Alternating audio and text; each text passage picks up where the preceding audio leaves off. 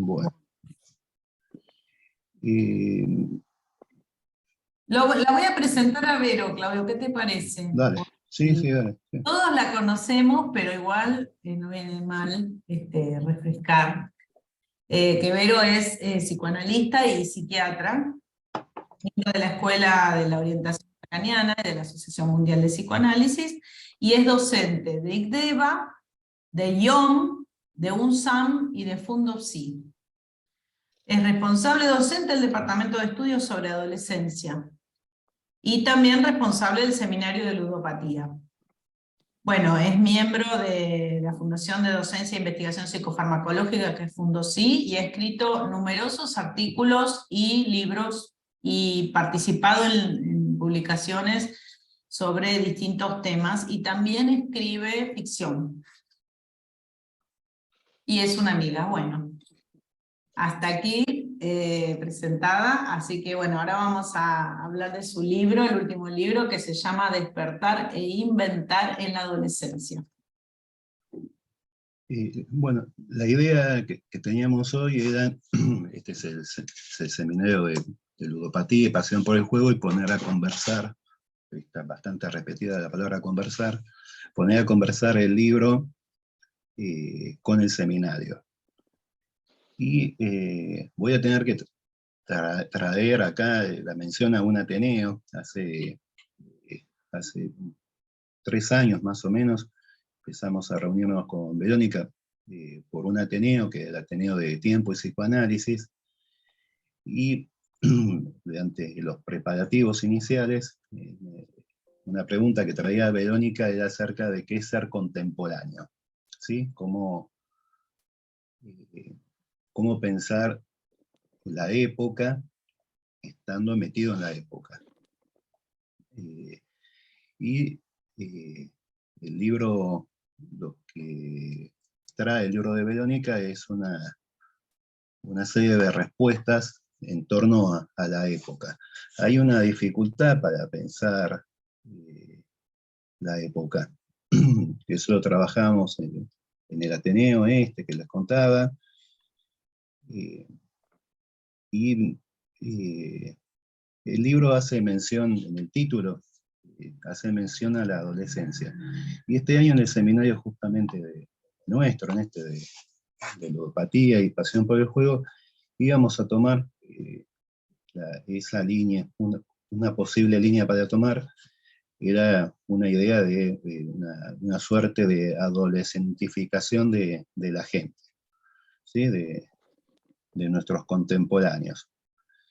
Y eso, si bien el libro habla del encuentro con un adolescente, está desarrollado algo de la idea de una adolescentificación promovida por la época. Hay una serie de desarrollos en torno a lo que se llama la teoría del niño generalizado. Hay algunos artículos de Miller y de Eric Laurent, ¿no? Que hablan, toman una frase de Lacan, que habla sobre la teoría la teoría del niño generalizado, y hay una complicación ahí, porque hacia el final del seminario 19, Lacan empieza a preguntarse por qué posición tiene el analista en la época en relación a sus analizantes. Y él empieza a hablar algo del lugar del hermano. O sea que, ¿En lugar de qué? Del hermano, ¿sí? Está haciendo una crítica a algo del marxismo, de los discursos marxistas. No quiero entrar mucho en detalle. Lo que me interesa ahí resaltar es que Lacan lo que dice es que somos todos hijos del discurso, ¿sí? Y eso es lo que tenemos en comunidad con nuestro analizante. Y hay una dificultad para pensar la época porque quien piensa la época también es hijo del discurso que está habitando. Y hay un recurso que utiliza Verónica, no lo inventa Verónica, el recurso. pero es un recurso que utiliza Verónica, que es el de comparar la época previa con nuestra época actual. El recurso no es novedoso, los resultados sí son novedosos. Lo que obtiene Verónica es, a partir de este procedimiento, va señalando algunos cambios, y el libro tiene muchas precisiones. Para comentar algo del libro es una complicación, porque uno podría decir que hoy se podría inaugurar, comentar el libro, pero no se puede concluir hoy, ¿sí? Son muchos de los puntos que están en el libro de Verónica, son puntos que se trabajaron en el seminario y seguramente se trabajarán en alguna circunstancia, pero tiene mucho que ver con el seminario.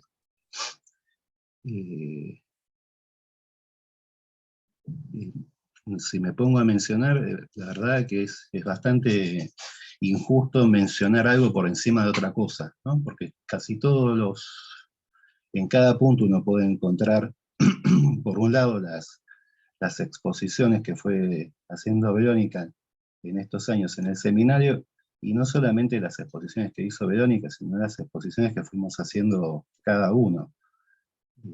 Y lo que va planteando ahí son una serie de puntos de arribo, de precisiones, que son bastante útiles. Por ejemplo, este año me tocó escribir un artículo un poco largo sobre los discursos de Lacan, y me encontré con la complicación del discurso capitalista, ¿no? El discurso capitalista es un pseudo discurso. Y hay una intervención de Lacan, que debe ser del 78, donde Lacan afirma que hay solamente 4 discursos. Y entre los 4 discursos que él menciona, no menciona el discurso capitalista, ¿no? Bueno, eso me llevó a mí a hacer toda una lectura, estar buscando algún tipo de precisiones y demás, y en el libro de Verónica encuentro una solución, Verónica, para hablar de este pseudo discurso, mucho más concisa, ¿sí? No se tuvo que enredar tanto. Y me hubiese gustado tener el libro de Verónica un tiempito antes, me hubiese evitado alguna Varios fines de enredo. semana. Claro. Entonces hay algo que entiendo que está presente en el libro de Verónica, que es que evita algunos enredos, algunas trabazones, ¿sí? Porque esto tiene algunas afirmaciones que ordenan bastante el campo, un campo por demás complicado por esto. Uno está involucrado en el campo mismo del discurso. No es tan obvio poder ir decantando distintas cuestiones. Por ahora les diría eso, después seguramente sigamos conversando. Así que no sé quién quiere tomar la palabra. Sí, ¿O no? bueno, puedo proseguir un poquito. A mí, la verdad que el libro, Vero, y que lo leí 2 veces porque me pareció claro y complejo a la vez. O sea, que es algo bastante difícil de conseguir, porque a veces hay cosas que uno las lee y son enredadas, como dice Claudio, y otras que son claras, pero no tan precisas, no tan complejas. Y como que me produjo un efecto de entender algo. Y eso me parece que yo lo valoro muchísimo. Yo había leído, pero el tema de los discursos no es tan sencillo. Eso que cómo vos vas mostrando, bueno, y eso que tomás /3, porque bueno, no tomas los otros 2, porque no vienen al caso para lo que querés decir, pero lo del amo, lo del universitario, y ese cambio, esa torsión, me pareció excelente porque permite que como analista no se confundan los discursos, porque es bastante sencillo a veces, y más cuando trabajás en torno de una problemática como las adicciones, o en el caso de nuestro seminario, que abordamos tanto la cuestión de las ludopatías, pasar, de hecho la mayoría de las terapias pasan, ¿no?, del discurso AMO al discurso universitario, digamos, ¿no? Algunas medio educativas, otras se ven como prohibitivas, como para poder hacer algo, y nosotros desde nuestro discurso tampoco es que la tenemos tan fácil, ¿no? En ese campo se nos hace realmente a veces muy difícil abordar el síntoma, o ¿cómo llamar? No sé si llamarlo adicción, pero la afección, digamos, el problema del juego, desde el discurso analítico, porque no se presta, digamos, se presta, por distintas razones, ¿no? Pero a mí me parece interesante, para no perder el eje, entender desde dónde no se puede orientar una cura que no sea, no se vaya para los otros dos discursos, que son, bueno, ya sabemos también las consecuencias que tienen, ¿no? Así que yo te agradezco, porque no es un tema tan fácil, vos lo escribís muy, muy sencillo, y como que uno lo va entendiendo a medida que lo vas contando, y también los ejemplos que vas trayendo, ejemplos clínicos, ¿no?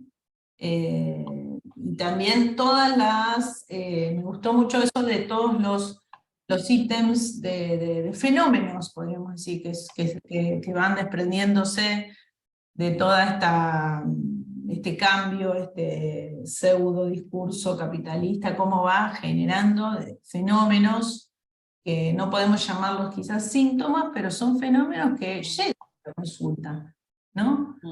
De todos ellos, bueno, a mí me gustó una parte que quería señalarla nomás porque me dejó pensando, en el capítulo 3, cuando hablas de la adicción tecnológica, ¿no?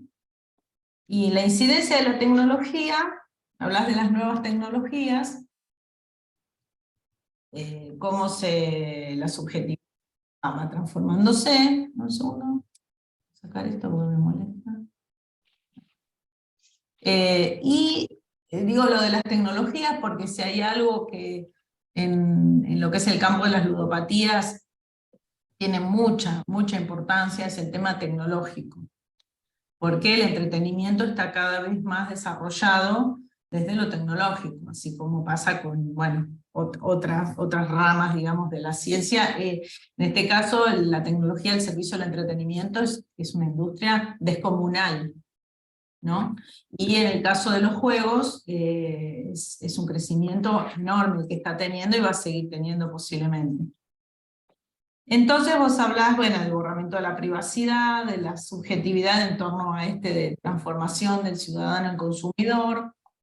Y cuando hablas de la adicción tecnológica y hablas de las aplicaciones, decís algo que es interesante, que es cómo se está trabajando desde el mercado para diseñar cada vez más aplicaciones que tengan en cuenta el rasgo de lo adictivo, así, ¿no? O sea, promover aplicaciones que permitan que la gente se quede de alguna manera adherida, pegada a eso, que produzcan sensaciones. O sea, vos decís, para gestionar adictos, ¿no? Es fuerte porque parece una película de ciencia ficción, ¿viste? Pero la verdad que es cierto, y decís... Sí, hay cargos en las aplicaciones, o sea, en las empresas hay gente que la contratan para eso específicamente, ¿no? Es como un efecto colateral, ¿no? No, es algo decidido. Claro, tal cual. Y decís, el diseño de las aplicaciones actuales se basa en la lógica de las máquinas tragamonedas, que se caracterizan por tener una alta frecuencia de eventos. Eventos en la industria del juego se llama event frequency, o sea, de cosas que van sucediendo rápido, y lo que hace a su característica adictiva. consiste que un sistema produzca una alta cantidad de pequeños acontecimientos inesperados en el menor tiempo posible. Cuanto más alta es la frecuencia, más rápido se produce la adicción. El no saber la consecuencia que el evento va a tener, es decir, la imprevisibilidad y la posibilidad de decepción y de perder, contribuyen a la cualidad adictiva. Ese es un punto. Y el otro punto que señalás son dos. Otra característica es la satisfacción inmediata, lo cual dificulta o imposibilita otro tipo de satisfacción que implique un plazo de espera que no sea instantáneo. O sea que me interesó mucho este punto, porque yo pensaba, ¿no? ¿Qué pasa en esta época con lo imprevisible? Porque es interesante eso que vos decís, hay como una búsqueda de algo que no se sabe cómo va a ser, que después termina siendo siempre lo mismo. Pero hay desde la persona que lo realiza una suerte, digamos, de búsqueda de la incertidumbre. Que es certidumbre, pero que es certidumbre luego. Es decir, como lo inesperado, esperado sería, como dice Lacan en un seminario, creo que el 12, que dice ¿por qué hablamos de lo inesperado si es lo esperado? ¿No?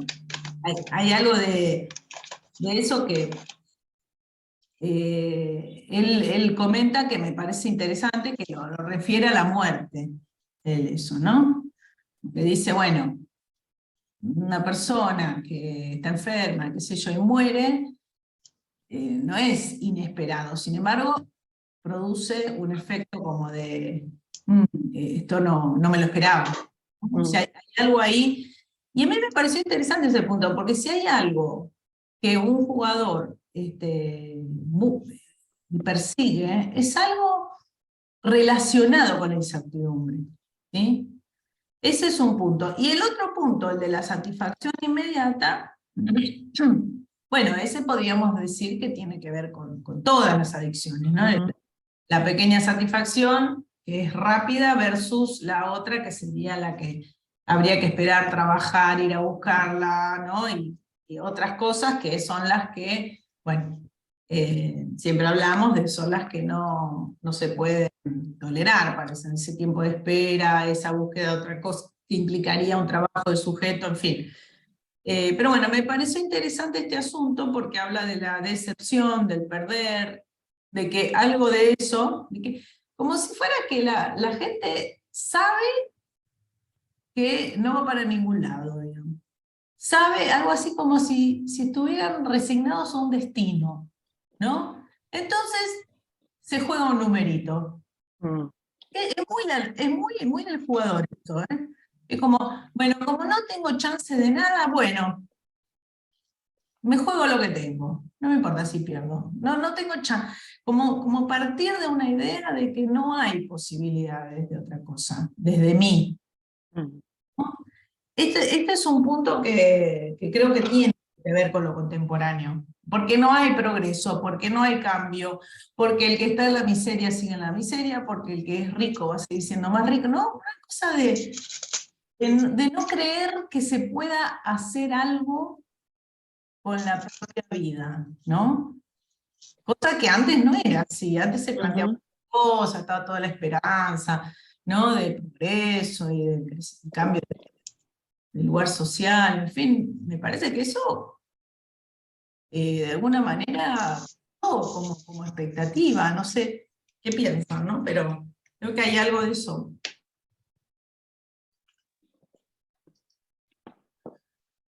Bueno, algo de la caída de la idea del progreso la menciona Verónica en el libro. Hay algo de la caída, perdón, hay algo de la caída del progreso en relación al trabajo, ¿no? Al trabajo subjetivo o al trabajo que uno puede conseguir después de determinados estudios, etcétera, pero hay una idea ilusoria de progreso o de cambio de vida casi automática. Eso sí hay, me parece, ¿no? Los adolescentes escuchan mucho esto de, cuando uno le pregunta algo en relación al futuro, aparece esta idea de ser famoso o de tener plata, pero sin estar adherido a algo, como si eso viniera así mágicamente. Bueno, Sí, lo que pasa capaz, en esto, en relación a esto, lo que dice Guido, tal cual, está la figura del youtuber, ¿viste? Exacto. Digo, en nuestra época era el Che Guevara, bueno, ahora es un youtuber, ¿no? Que algunos con mucho talento y otros que, no sé, hay un enano que vino ahora de Rusia, que no sé qué hace, pero me parece nada demasiado interesante, salvo que tiene ese problema, esa característica que es enano ruso, pero hay algo de esa aspiración, ¿no? De pegar algo a nivel mundial aparte, ¿no? Está la cuestión global que es fundamental, y eso inmediatamente los coloca en otro lugar, ¿no? Pero es así, de la noche a la mañana, ¿no? Como una... bueno, pero ahí quizá la cuestión sea que hay una permutación de términos, porque una cuestión es la idea de progreso y otra cosa es la fama, ¿sí? La obtención de fama, donde aparte se pone en primer plano al protagonista de la fama. Está la idea de Warhol, esta de los 15 minutos de fama, que ha sido tomado por bastantes filósofos y pensadores y demás para pensar algo de la época. Justamente hay otro rasgo que hablaba con Verónica del libro, que tiene que ver con esto, que cuando uno va leyendo el libro, le preguntaba a Verónica por qué lo había publicado.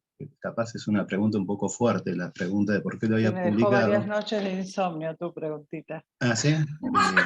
Fue un poco disruptiva. Y le decía que el libro tenía una característica, al menos para mí, que parecía un libro bastante íntimo. Y le contaba, cuando hablábamos en ese momento, distintas estrategias por las cuales alguien podría querer escribir, ¿sí? Ahora me acordaba, y le había dicho en ese momento, pero me acordaba un poco más en detalle, que en algún momento el círculo de escritores que está en torno a Borges, que son estos tipos que les interesa literatura fantástica, de Río de la Plata y demás, son tipos que escriben pero no pretenden publicar, ¿sí? Y le contaba también en aquel momento en la charla a Verónica, la idea es distinta la idea que tiene, por ejemplo, Freud cuando publica sus distintos escritos, ¿sí? A la idea de Lacan. Lacan escribe un solo libro, que es Los Escritos, y tiene una motivación en el momento en que él presenta los escritos. Ese resultado ahí es una compilación que se reescribe, es una compilación de varios años de trabajos sueltos, que él le reescribe en el 66, y a partir de una especie de demanda editorial, es que que aparece la idea de publicar los seminarios.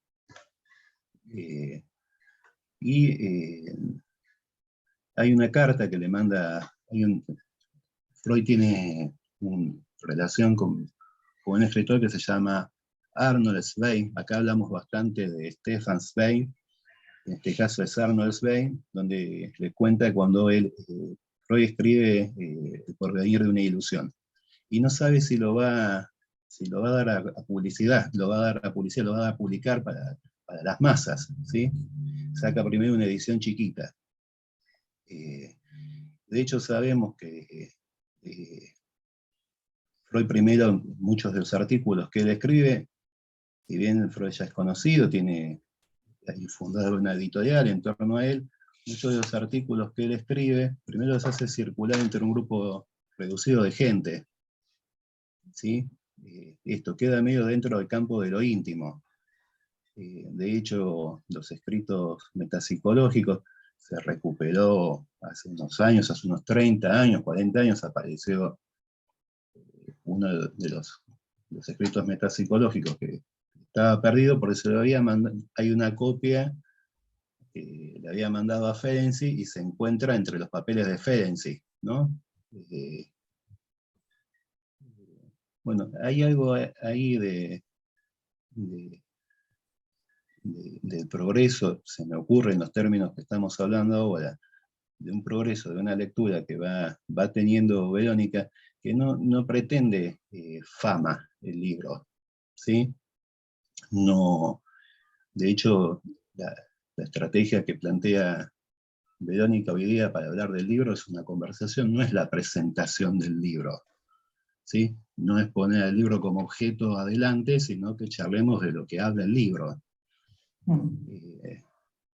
Y bueno, contaba también Borges, que es una idea bastante nueva, que es una idea comercial, la de la presentación del libro, ¿sí? Y la del escritor pegado al libro y teniendo que sostener el libro. De hecho, se sabe que la gente que escribe usualmente nunca termina de corregir los libros, ¿no? Nunca terminan los libros de escribirse. Bueno, eso en relación al progreso y la fama. Paso la palabra que quiera decir algo. No, con el tema del progreso, me parece, bueno, como con todas las palabras, ¿no? Se puede usar como de muchas maneras. Pero algo de lo del libro me parece, digamos, lo pongo como en relación a que el progreso es un ideal de la modernidad, ¿no? Y me acordaba de algo espantoso de Disney, que se llama el carrusel del progreso, y hace como hincapié, como al principio del capitalismo, me parece, ¿no? Y algo de eso se terminó, para bien o para mal, en el buen sentido y en el mal sentido, ¿no? Se terminó o en el buen sentido para algunas cosas y malas para otras, pero el progreso tenía que ver con un objetivo final de conseguir y lograr algo. Y de mantener eso, ¿no? Más que nada, como un objetivo firme ahí en el camino y llegar con una meta y llegar ahí, ¿no? Que es algo que en general me parece los psicoanalistas tratamos de romper, ¿no? Ese objetivo, ese ideal a dónde llegar, esa tortura por llegar a algo puesto de antemano, pero bueno, y hay como, me parece, implicancia en un montón de otros campos y de cosas, ¿no? Pero hay algo de eso. También me parece que se engancha como con las cuestiones medio ecologistas y climáticas, porque algo del progreso es lo que lleva como a lo que se está viendo, como por llamarlo, a la ruina, ¿no? del planeta, digamos, y de uno como parte del planeta, ¿no? Bueno, nada, un comentario así. Sí, está perfecto. Sí, en relación a eso, sí, a ver, una cosa que me parece que se juega hoy día, y bueno, yo lo escucho mucho en los jóvenes, ¿no? Más que nada, que quizá el término que hoy sustituye eso es el de performance, ¿no? De rendimiento, ¿no? Que es, como vos decías, así como el progreso tiene ese objetivo a largo plazo, y en el medio está el esfuerzo, los sacrificios, las cosas que se hacen para ese objetivo último. Hoy día la cuestión es la performance y el rendimiento en cada momento, ¿no? No hay mucho la idea de un horizonte e ir para allá, es más como una cosa de Pero también eventos están cotidianos, ¿no? los jóvenes son también los que están como más ubicados en esta cuestión también Sí. del cuidado, ¿no? Como También, Ajá. sí, sí, sí. ¿no? Sí. Que algo del veganismo después se puede ir también para el lado de las adicciones, del fanatismo, ¿no? Pero Sí, ahí sí. hay algo de intención de cuidado. Después, bueno, se Sí. puede Sí, sí, desmadrar, claro. pero la intención, digamos, tiene que ver Ujú. con reparar algo donde Sí. sea Ujú. una cosa vivible, ¿no? En donde Sí. haya A ver, Bueno, Adriana. Ah, espera que Adriana levantó la mano, que desmuteate, Adriana. Sí, quería decir algo un poco personal, porque no es nada demasiado intelectual, pero partió de una sensación. Yo me llevé el libro para leerlo al poco tiempo que salió en Villa Gesell, y me encontré leyéndolo en un bar al que yo iba cuando era adolescente, porque siempre íbamos a Gesell. Fui adolescente hace muchos años, antes de la dictadura, y me encontré en un espejo, en un flash, ¿no? No un espejo, en un flash. Es decir, estoy leyendo esto ahora, con más de 60 años, en la playa donde yo venía a los 17, con mis amigos de campamento, y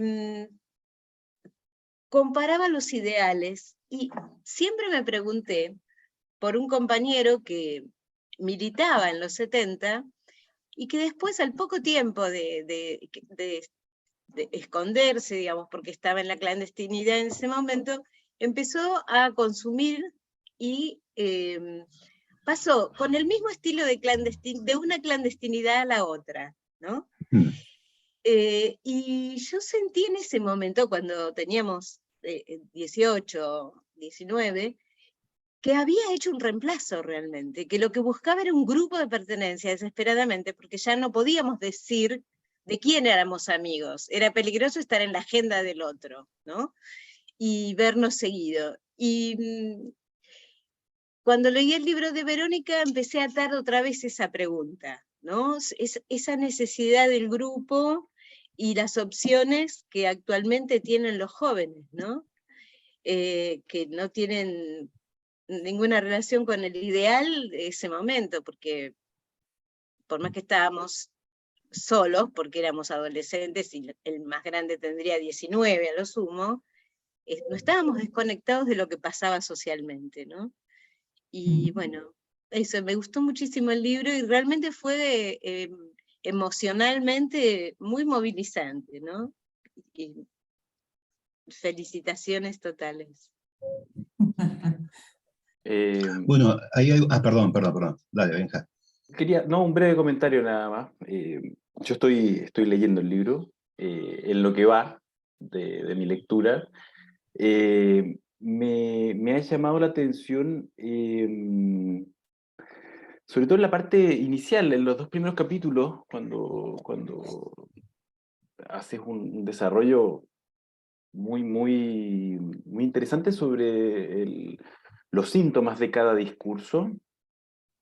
Una de las cuestiones que me preguntaba mientras leía era, bueno, ¿y la adolescencia? Digamos? ¿Y la adolescencia dónde está?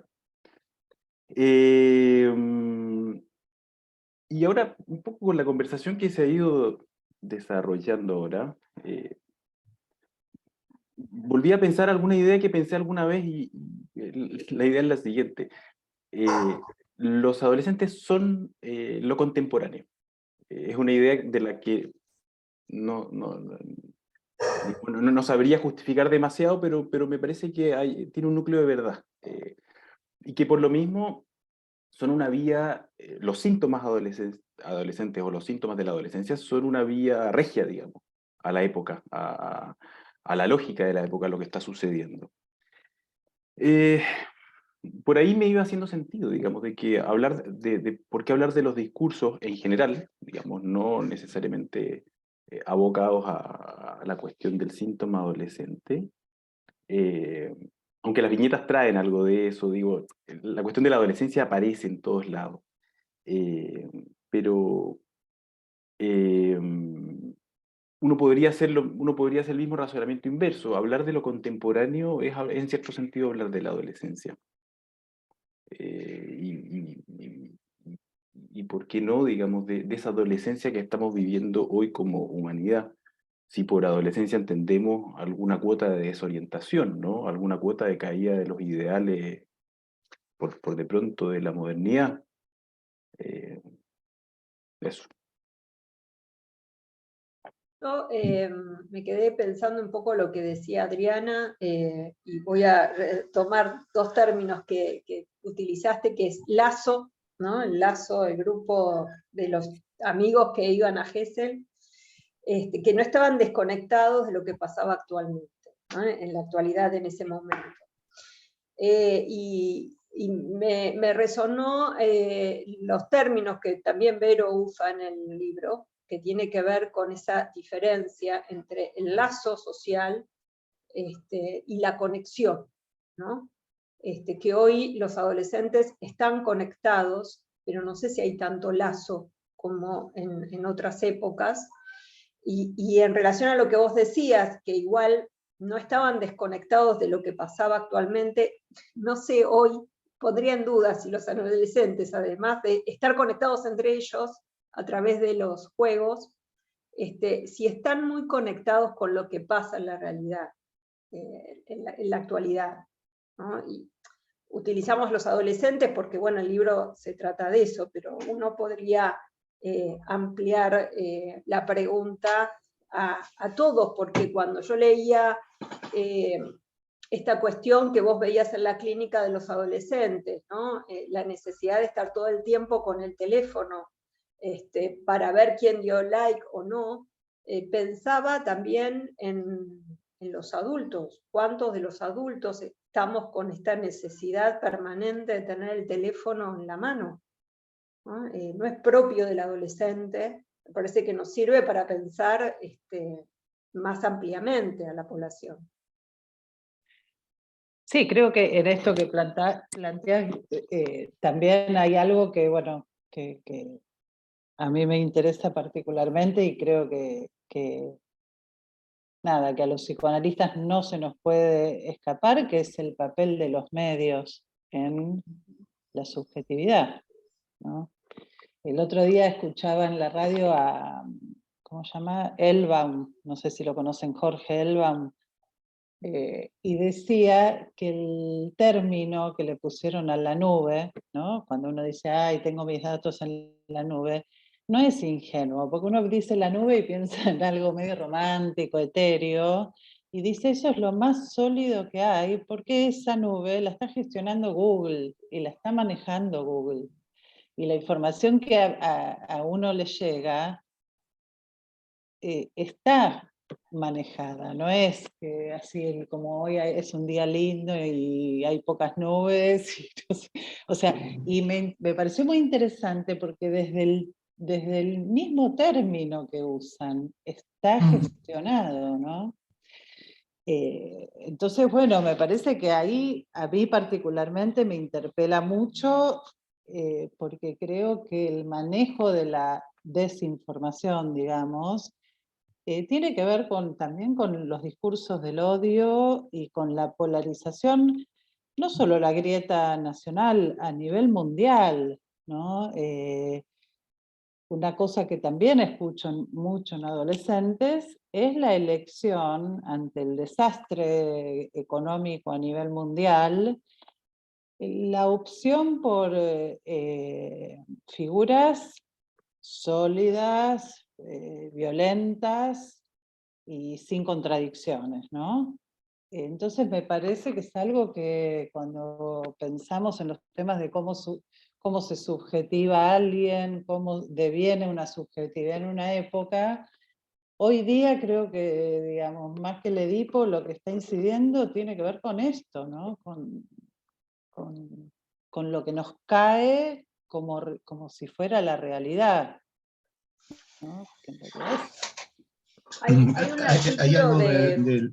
perdón. Bueno, déjame que diga una cosa, porque Sí. me parece importante ahora en este momento. Hay un desarrollo que tiene el libro, que es en torno a la violencia, que es algo que tiene que ver bastante con la época, y Verónica va contando distintas declinaciones torno a la violencia, y la adicción queda pensada en torno a la violencia contra uno mismo. Y esto de los discursos del odio en relación a la violencia. Y ya que el recurso que contaba que usaba Verónica es de contrapunto de épocas, se sabe que en distintas épocas de derrumbe de ideales, creo que también se contaba antes, de derrumbe de ideales, son momentos de emergencia de la violencia. Por ejemplo, últimamente estoy leyendo de un periodo histórico en Viena, que es desde el final de la Primera Guerra Mundial hasta el comienzo de la Segunda Guerra Mundial.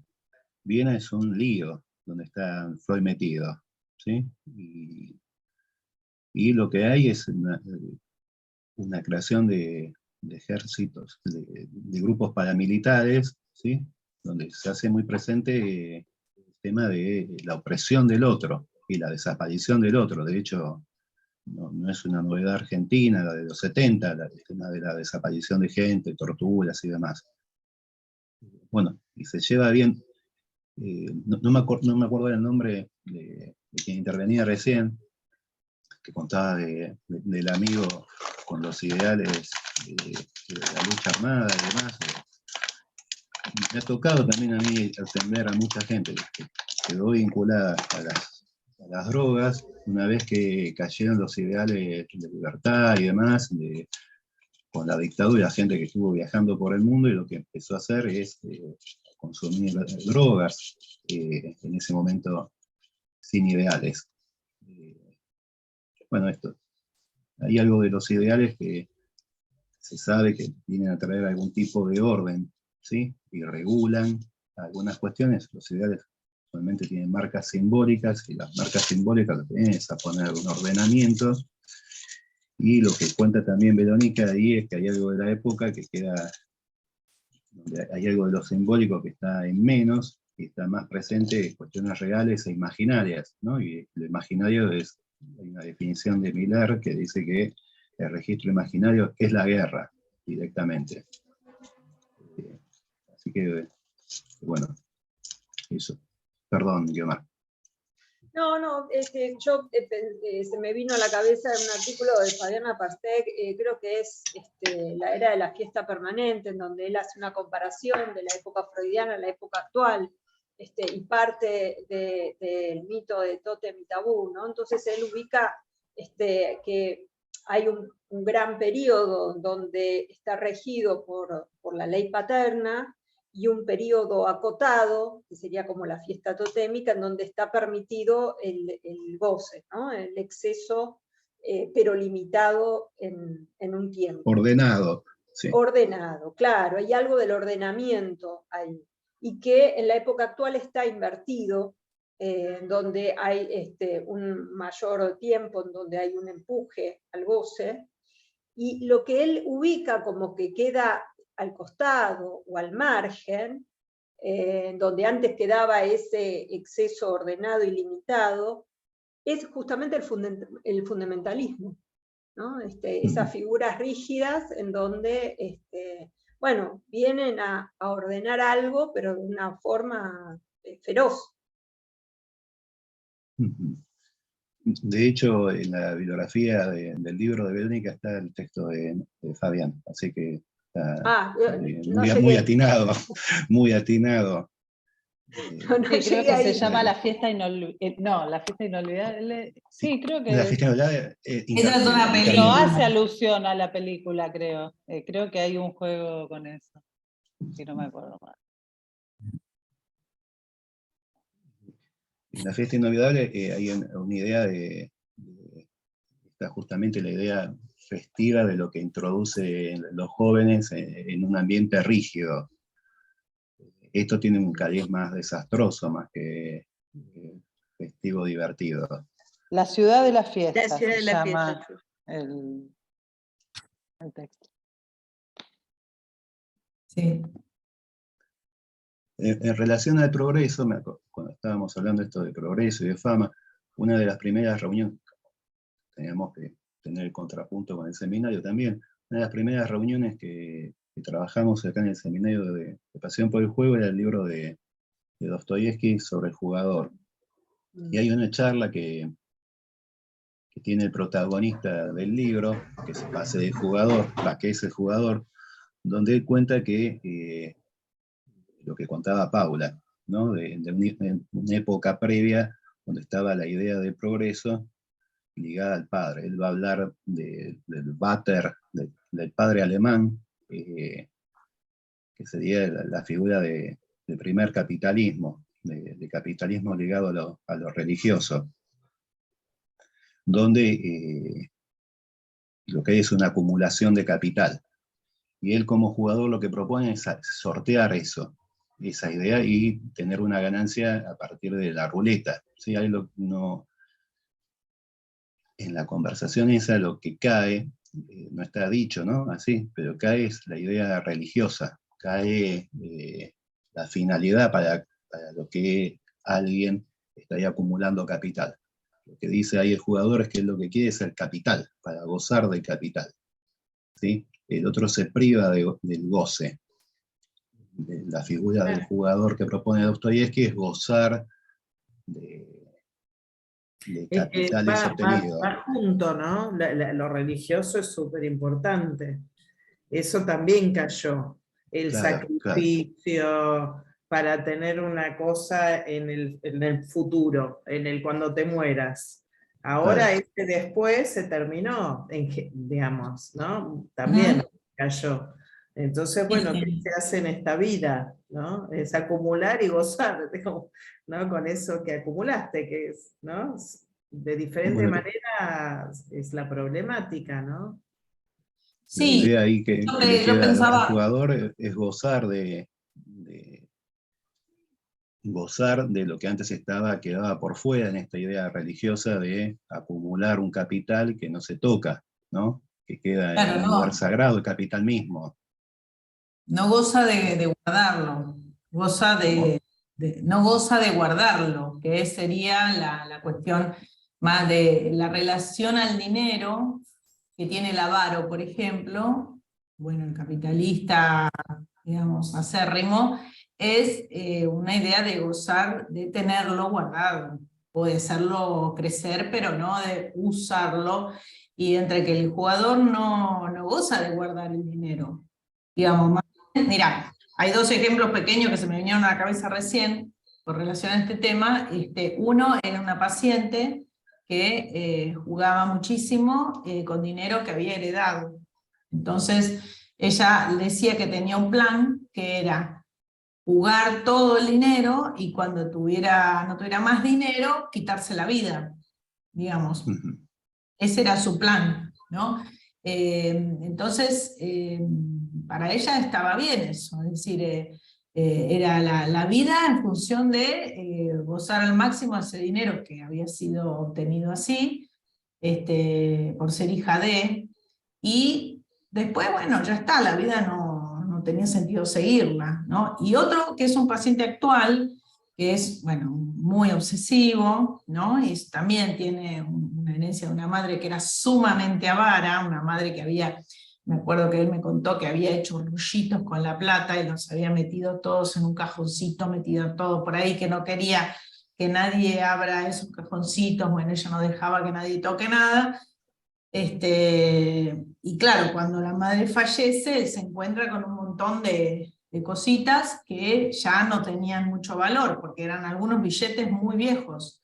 O sea, la idea de cómo se puede gozar de la acumulación de una basura, finalmente, ¿no? Porque si vos eso pierde valor solo por el hecho de tenerlo ahí, ¿no? Este señor, por ejemplo, lo que me dice es que él está muy preocupado y siempre está pensando que se puede morir, que tiene una enfermedad y que no sé qué, el tipo no es tan grande ni tampoco está enfermo, y su preocupación es cómo hacer para llegar, él quiere hacer ese cálculo, a morirse, él no tiene hijos, a morirse sin dejar nada de dinero.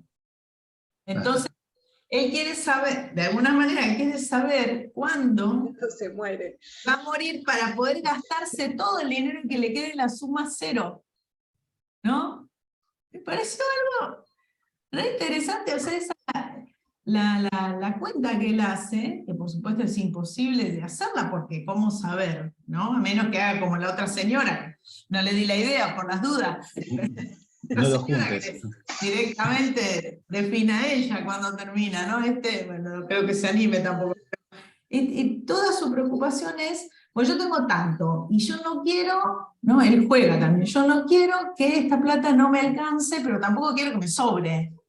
Entonces, bueno, toda esa cuestión con la plata, eso sí, no sé qué piensan ustedes, pero que en esta época el dinero se convirtió en un significante amo, no digamos un ideal, quizás no podríamos tomarlo como eso, pero sí un S1, lo mismo que en algunos casos la fama, y a veces está asociada, ¿no? A veces, porque no tiene nada que ver la fama con el dinero, pero sin embargo a veces está asociada, y cómo el dinero pasó a ser en sí mismo un significante amo, digamos, como que ahí algunos pibes es lo único que les importa. Hay algo que está en el libro de Verónica también, uno puede leer en el libro de Verónica también, que tiene que ver con esto, que está la figura del avaro, que goza de la avaricia, pero también está, en esa figura está el que haya un objeto que quede por fuera de la circulación, ¿sí? Y hay algo de la definición de lo sagrado, es que hay algo que queda por fuera de la circulación, ¿sí? Ahí hay algo de lo que no se goza. La profanación es que eso que es sagrado pase a estar en el mercado, que empiece a circular y que pueda ser tocado, ¿no? Por ejemplo, cuando se entra en un convento y se cometen unas violaciones sobre unas monjas, que es una figura de profanación, es gente que está recluida, ¿sí? Que no puede tener contacto con el carnal, ¿no?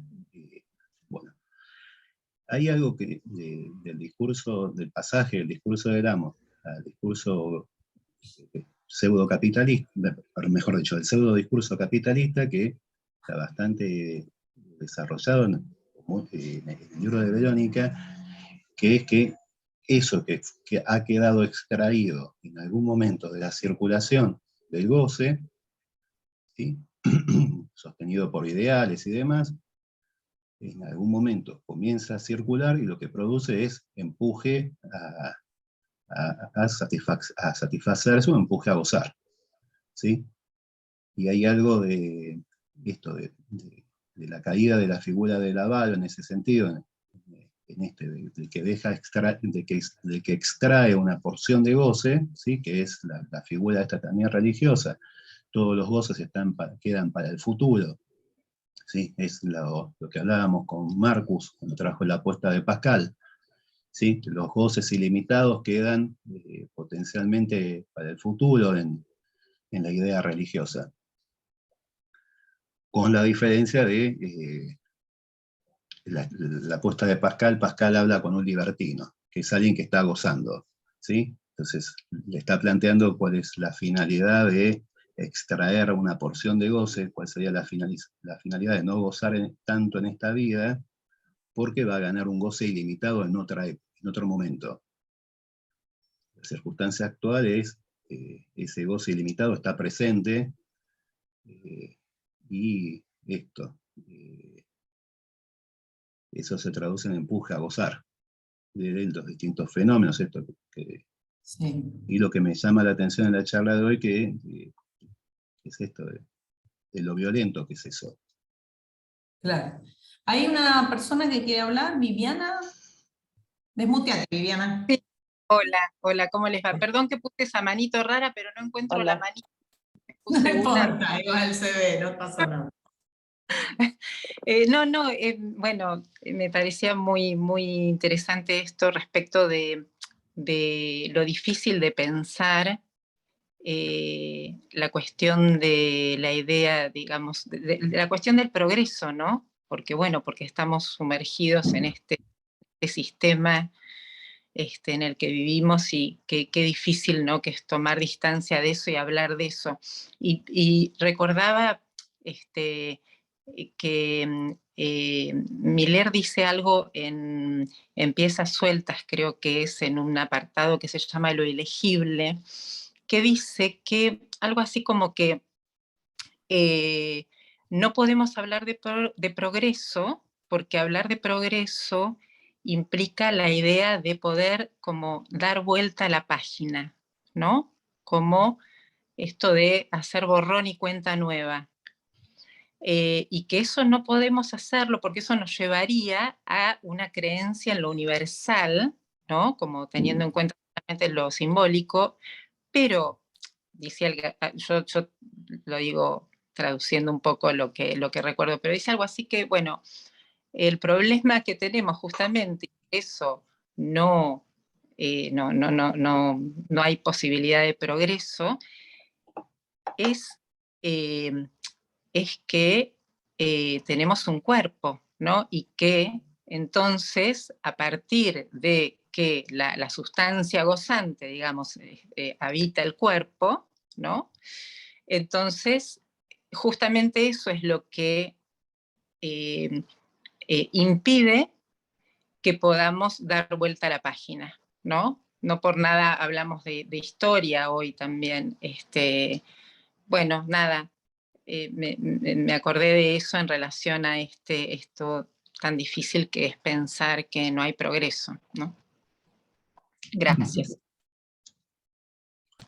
Sí, de hecho en las charlas de las universidades en Estados Unidos, Lacan trae la frase esta de que no hay progreso, ¿sí? No es una idea que sostenga el psicoanálisis, la idea de progreso.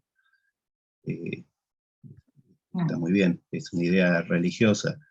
De hecho, a nivel histórico uno podría pensar que está la idea esta del fin de la historia, que algo mencionamos en la última reunión, cuando traíamos la figura, no, la anteúltima, que hablábamos de Koyev, donde se habría arribado al final de la historia y lo que hay es una suerte de repetición, que se lleva bien también con las cuestiones de las adicciones, ¿no? Que es de repetición. Y lo que hay es algo de lo que se mencionaba hace un ratito, algo de lo performativo en el sentido de la puesta en escena. No se podría obtener más nada que una puesta en escena de algo. Es la idea del simulacro y demás. Sí, lo que recordé, Miller lo que dice ahí es que en verdad no podemos hacer borrón y cuenta nueva, sino que recomenzamos todo el tiempo, ¿no? No habla de repetición, sino de recomenzar, pero sí, bueno, también la repetición.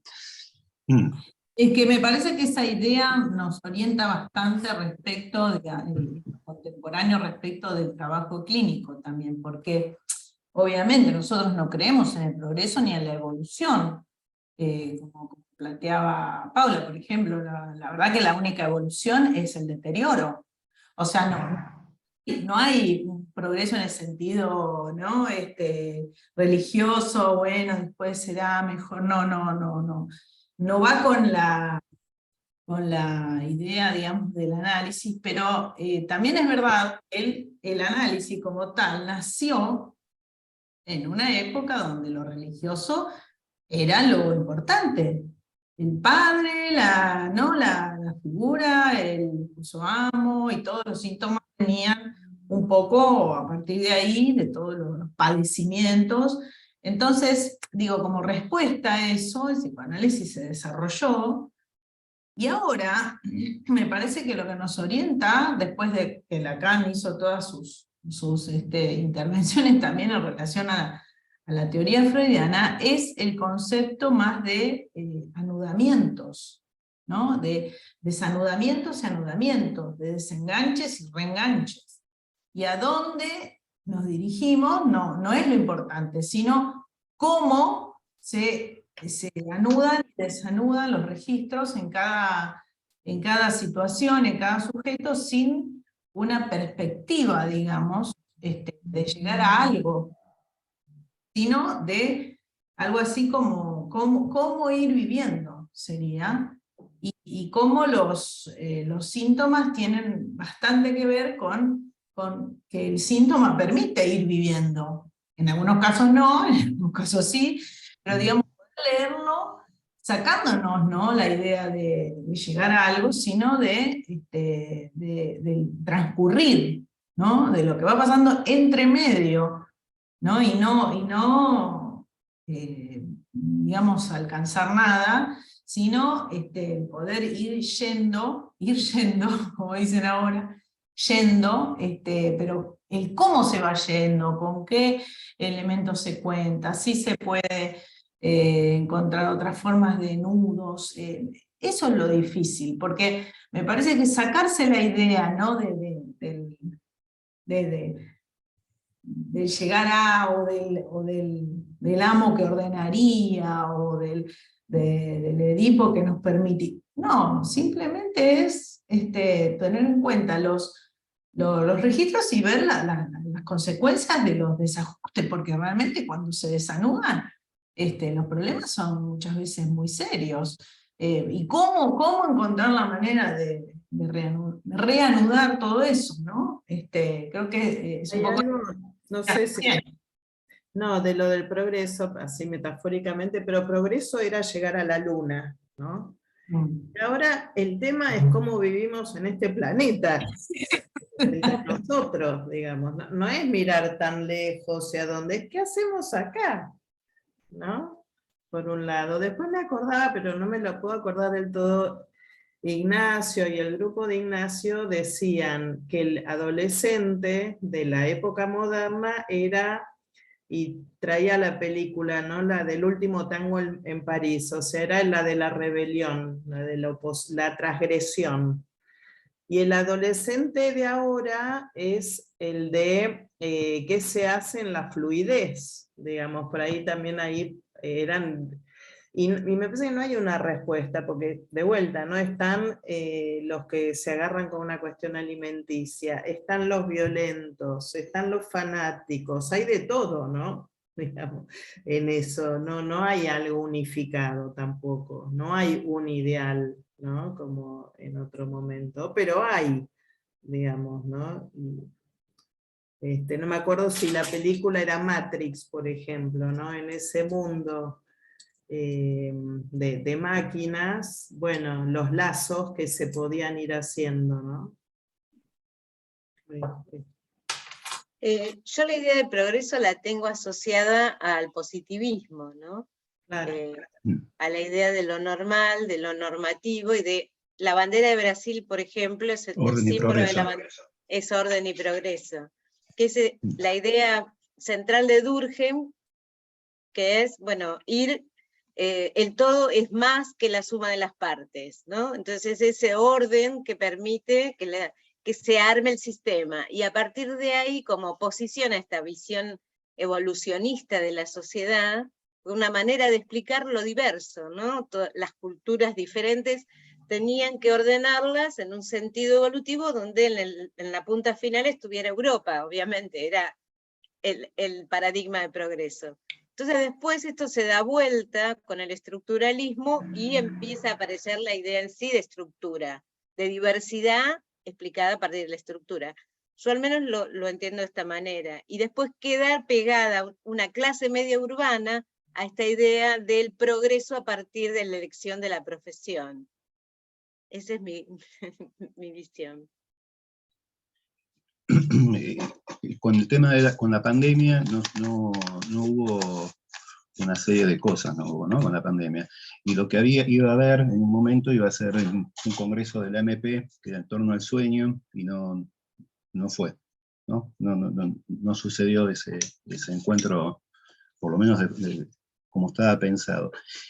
Y ya que Guiomar mencionaba a Fabián Nasparte, en una de las presentaciones del Congreso, Fabián Nasparte traía la película esta de Benigni, La vida es bella, y contaba la circunstancia del campo de concentración, donde el papá que era Benigni, le iba traduciendo al hijo, le daba una versión paterna, un poco deformada, ¿no?, de lo que estaba sucediendo en el campo de concentración.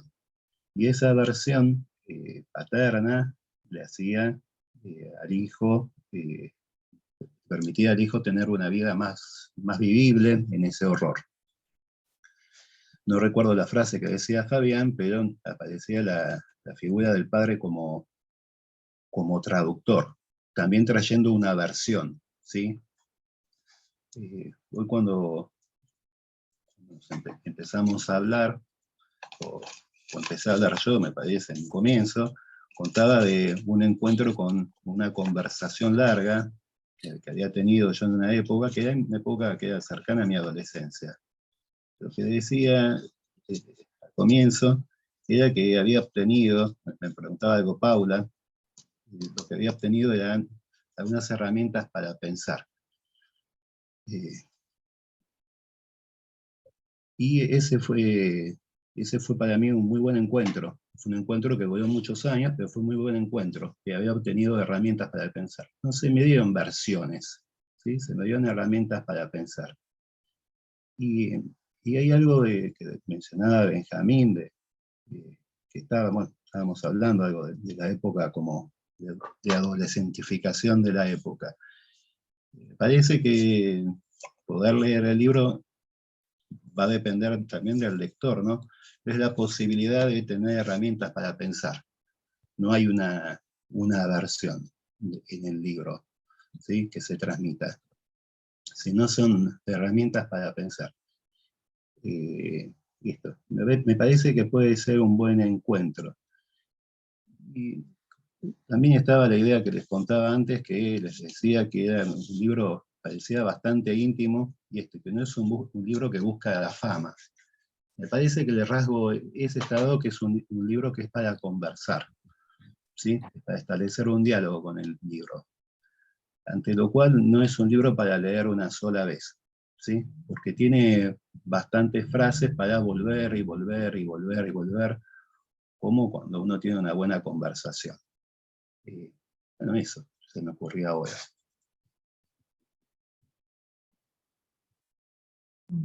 No sé. Bueno, la verdad que es un efecto muy bueno. O sea, dicho en estas palabras, la verdad que nada, está bueno. Como efecto de algo que uno escribe. Que yo le decía, Claudio me generó varias noches de insomnio porque la verdad que no sé por qué escribí el libro. Lo que sí puedo decir es que no fue, acá hablábamos de la idea de progreso con un objetivo, no me lo propuse como un objetivo, fue al revés. En un momento me di cuenta que tenía un montón de cosas escritas, que muchas de ellas llevaban una línea que lo unía, entonces decidí sí hacer el trabajo, bueno, de corrección, todo lo que es ya el segundo paso, pero en realidad fui escribiendo y ya tenía el libro en un momento, ¿no? Así que, bueno, creo que como todas las grandes decisiones no la decidí, ¿no? Se me decidió, podría decir, porque fue así. Es verdad que Paula me estimuló a editar, pero el texto, en un momento me di cuenta que ya había escrito un montón de cosas y que ya tenía como una unidad temática trabajada. Y se me decidió solo. Pero bueno, como efecto de conversación, la verdad que Y está quizás bueno. sea una propuesta de conversación, el libro en sí. Sí. El tema es si encuentra el par para conversar. Bueno, acá encontré bastante. Sí. Y de hecho proponías eso, conversar sobre el libro. Sí. Sí, yo pensaba en esto que traes ahora sobre el final, Claudio, que fue lo mismo que dijiste al principio de la charla hoy, esta palabra conversación, ¿no? Está como caída en desuso la práctica de la conversación. Estamos en una época donde nos mandamos audios, ¿no? De pronto, y no hablamos por teléfono tampoco, ni nos sentamos a conversar. Es como que la práctica el ejercicio de la conversación está como un poco Devaluado. Sí, evaluado. Porque también Bueno. es verdad que la conversación exige de un intercambio, ese es un verdadero ente. Como vos decías, Claudio, al principio, ¿no? Cuando hablabas de lo que te pasó a vos asistiendo a las conversaciones entre Isidoro e Ignacio, decías, bueno, ahí pasaba algo entre, ¿no? Y ese entre es lo que me parece que la época de alguna manera se fue como diluyendo el entre, ¿no? Y no es solo no poder esperar a que el otro hable, escuchar, no es solo eso, es ese entramado, ¿viste? Ese entrecruzamiento que creo que una conversación es eso, como un entretejido. Y eso me parece que es lo que, bueno, donde radica un poco la riqueza de ciertas cuestiones que se pueden, que la conversación en sí es una posibilidad, es una herramienta para poder pensar, digamos, y no solamente leer algo, escuchar a alguien o poder dar una clase.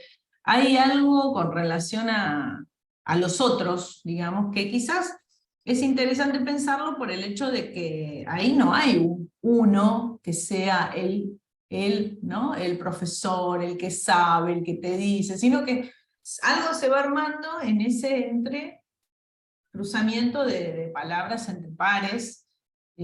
A mí, por lo menos en el seminario siempre me pasó eso, ¿no? Algo así como rescatando esa figura, no me acuerdo quién hablaba del hermano. Bueno, esto es como hablar entre hermanos, en cierto modo. De hecho, hay Y generar algo nuevo entre varios. hay dos hermanas acá. Sí, sí, y sin generando algo nuevo, pero sin los padres, digo. Sí. Es interesante el efecto que se produce, pero bueno, para todo eso hace falta que el otro con minúscula, tenga lugar,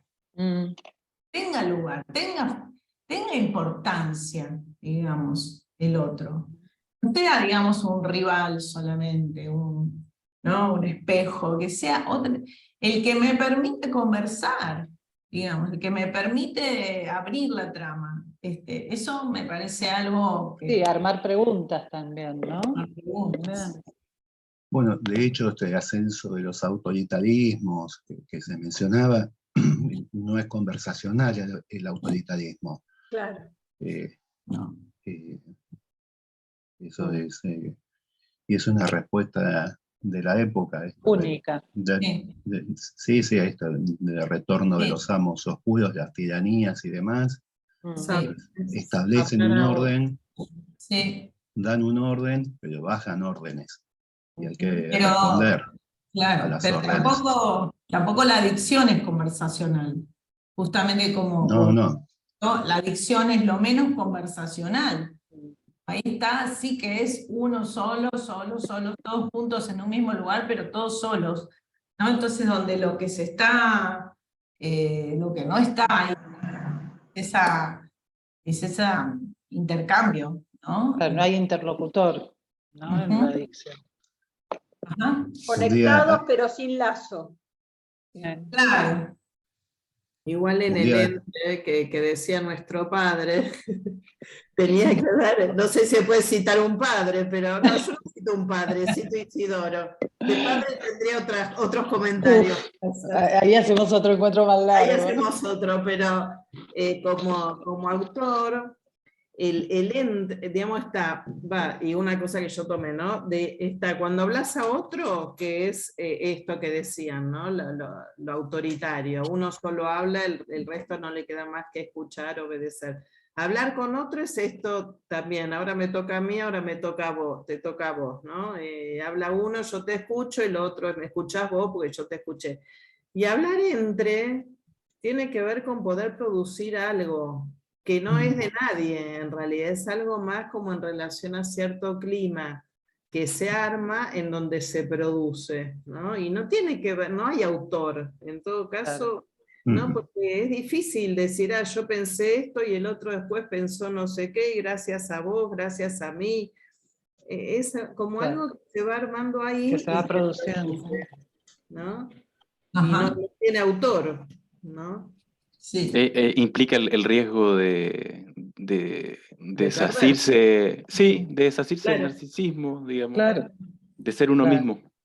claro. Sí, sí.